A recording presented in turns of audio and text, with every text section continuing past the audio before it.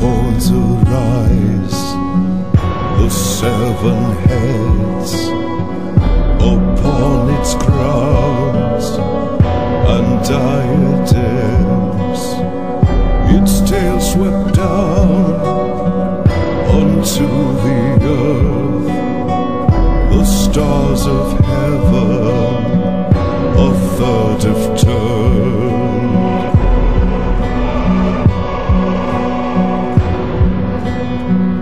The dragon stands before her cries of life, bound to devour the child of light. And now the serpent's crown shall be bestowed unto the beast, unto its throne.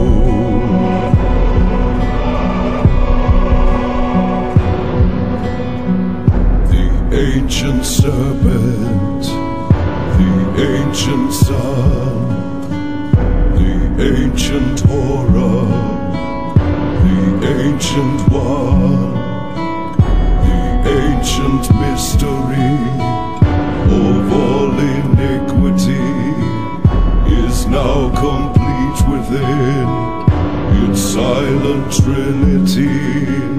You were the seed